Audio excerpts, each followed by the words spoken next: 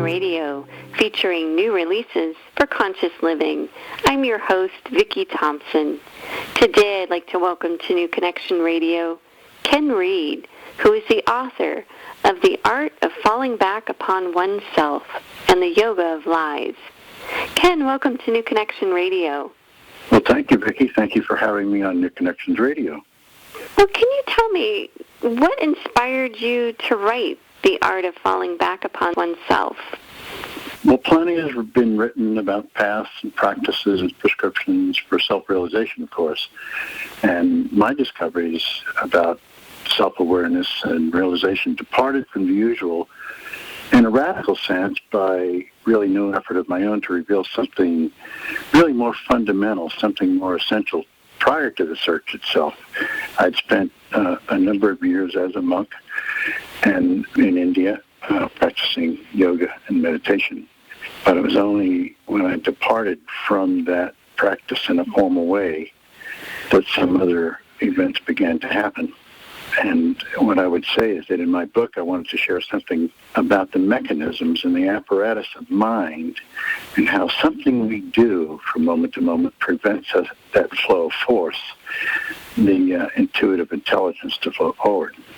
I'm kind of reminded of something that was key to me was a quote that really jolted my path and helped me to ask the right questions. And here it is. There's a power in the universe which, if we permit it to flow through us, will produce miraculous results. Do you know who said that? That was Gandhi many, many years ago. And it kind of stuck in my mind. It stuck there, and I kept going over it because there was an operative word there, permit.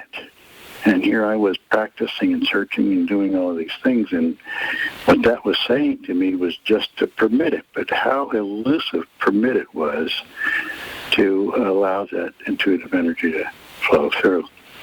Can you tell me, that your title is very interesting, and you have the Yoga of Lies. How does that tie into your title? The Yoga of Lies. Because in this inquiry, what I discovered was that in any given moment, we are becoming. We are projecting that which we believe to be ourselves, the I sense, on the screen of life, so to speak. And we're telling ourselves a story, a dream about that. When we're doing that, we're not in the moment. So my discovery, like many others, is that we're in the constant lie to ourselves, becoming this mannequin that we think will be acceptable to others, to be loved, and so forth. Or we're in the past reacting to something that's already happened in the past, not in the moment.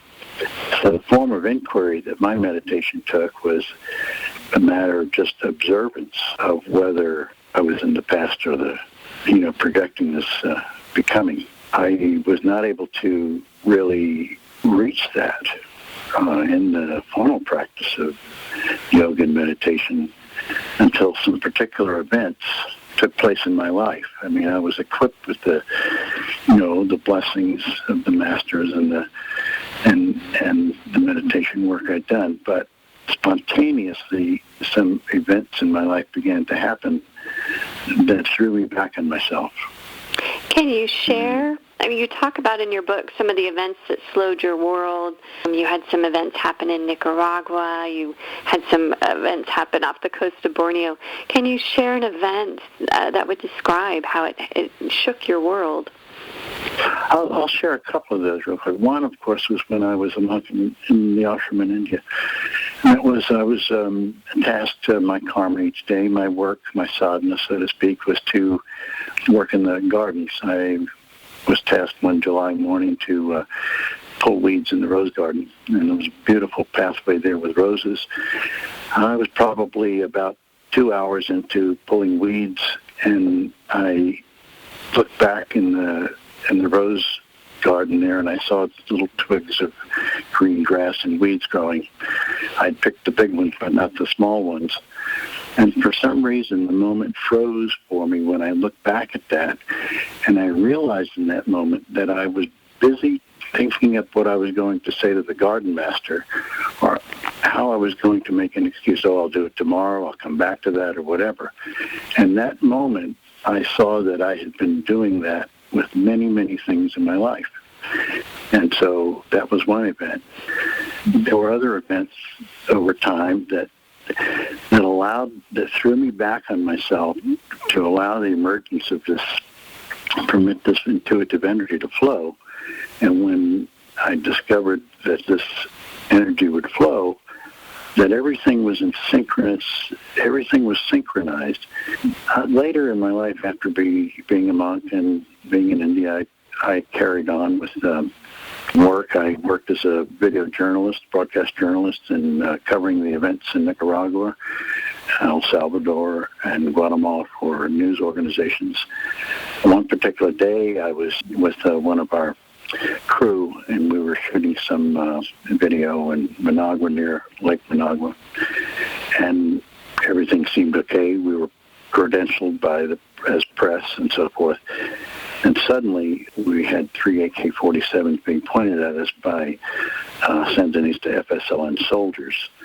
And there it was. I mean, just a few feet away from us. I mean, suddenly this came on us. I looked at my assistant, and he was just frozen white. I mean, he just was frozen. He was a native speaker. I understood some Spanish, but he couldn't move. He was frozen. And for whatever reason, something happened. I had the camera in my hand. I turned that camera around and handed it to one of the soldiers and said, "Would you like to take a look? Would you like to look through the lens?" And they started to laugh. Now, I don't know why that happened or why I did that. It was an incongruous act.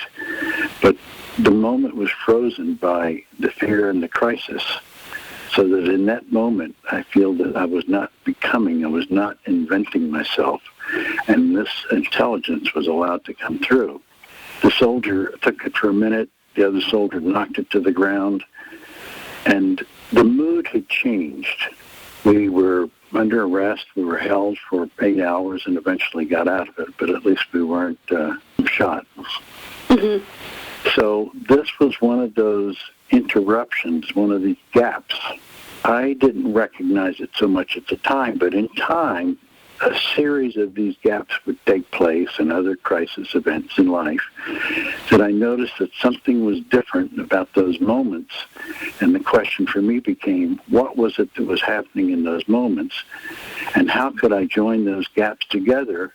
Because it was a moment of freedom that I recognized. It was a moment of synchronicity. And so my form of inquiry, my form of meditation became watching this projecting of self that I thought it was, and how the tendency towards lying about that would bring me back to a moment of synchronicity just through the recognition of it. So this is what I wanted to share in the book. While many books have been written about practices and prescriptions, I felt that something more fundamental was important to start with. And what I'm speaking of there is the disposition and the condition of our character, with regards to surrendering and the acceptance of what's emerging rather than this perpetual desire for perfection or, to reach realization through a myriad of practices. So what would you say, because it sounds like as a monk and the journeys that you've had in recognizing these moments, based on your journey, what final wisdom would you share with a fellow life traveler to help them to move forward with more authenticity? I would say the most important thing is to greet life with joy, knowing and trusting and accepting life as it is. And, there's another quote that I thought of that came from Don Juan from the Carlos Castaneda books. Said, you say that you need help. Help for what? You have everything you need for an extravagant journey that is your life. And the recognition of this extravagant journey, this wonderful 360 that can be taken after all the search, comes back to that, to accept, to feel the blessing. It's really beautiful. Thank you. Ken, it's been really a pleasure talking with you, and I just a beautiful pace of sharing of your journey. So thank you so much.